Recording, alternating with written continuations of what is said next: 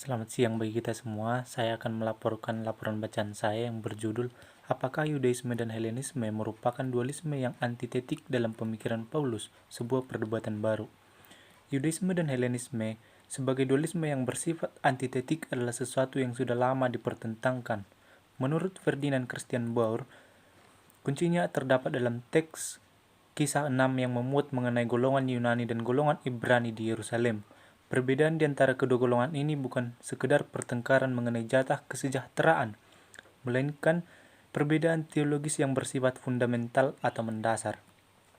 Agama Kristen sebenarnya adalah hasil dari sinkretisme yang ditekankan oleh golongan History of Religious School pada tahun 1890-an yang kemudian menggoncangkan dunia teologi pada waktu itu.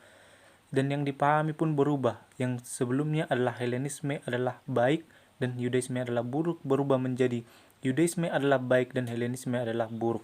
Berikut adalah beberapa cara untuk menginterpretasikan teks-teks Paulinian tanpa harus berangkat dari antitesa tersebut. Yang pertama, kalau kecenderungan adalah condong ke Hebraisme, maka kita lebih banyak menekankan Helenisme. Yang kedua, sebaliknya jika cenderung adalah pada Helenisme, maka kita harus lebih menekankan Hebraisme.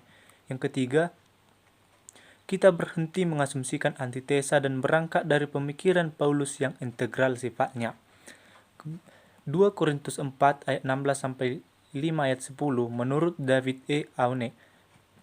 Dalam nats ini Paulus menggunakan campuran motif-motif antropologis dan ekskatologis dari Helenisme, Yudaisme awal dan kekristenan dalam rangka mengusulkan jalan keluar dari ketegangan aspek-aspek pengalaman hidup Kristiani.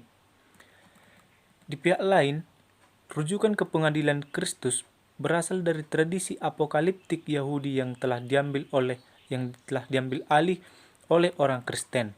Sebelum masuk ke tafsiran, Aune lebih dulu membahas eskatologi apokaliptik Yahudi dan eskatologi Helenisme serta pendekatan-pendekatan terhadap teks ini.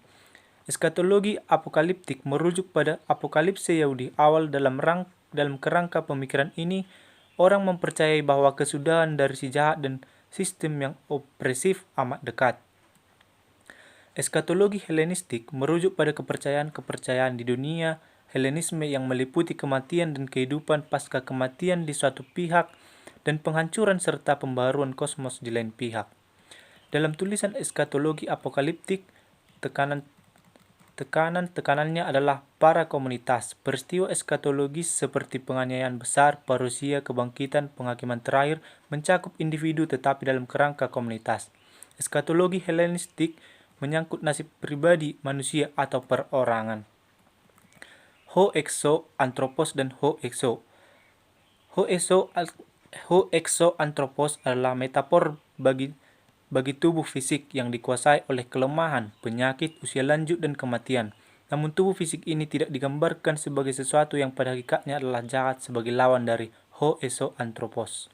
Aune menganggap bahwa Paulus menciptakan antitesa di antara manusia batin dan manusia fana untuk mengungkapkan yang aslinya merupakan sebuah konsep platonis yang tersebar secara umum di dalam konteksnya. Yang kemudian, dari rumah di bumi menuju ke rumah di surga. Paulus nampaknya tidak berdialog dengan lawannya di Korintus, kecuali mereka berada dalam posisi yang sama untuk melawan pihak ketiga.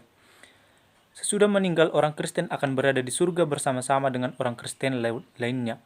Menurut Aune, ini bersumber dari kosmologi baru, yaitu pemahaman mengenai kosmos yang bersifat geosentris. Yang kemudian adalah, meskipun kita tidak berpakaian, kita tidak akan kedapatan telanjang. Konsep telanjang atau ketelanjangan merupakan sebuah metafor yang banyak dipakai di dalam literatur Yunani untuk menggambarkan jiwa yang meninggalkan tubuh ketika seorang meninggal dunia.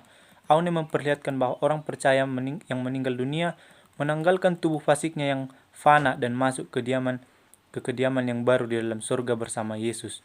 Aune terbuka terhadap kemungkinan bahwa oikumene, oikia, oiketerion tidak harus merujuk pada sebuah bentuk sementara dari keberadaan surgawi sebelum kebangkitan terakhir. Dan kemudian poin terakhir adalah di rumah atau pergi dari rumah. Paulus menekankan kehadiran seseorang di hadapan pengadilan surga yang terjadi setelah manusia itu meninggal. Kesimpulan Aune, Paulus menekankan bahwa lokasi orang percaya yang sudah meninggal adalah di surga, tempat yang dianggap oleh orang Yunani dan Romawi sebagai tujuan jiwa setelah jiwa terpisah dari tubuh atau meninggal. Terima kasih.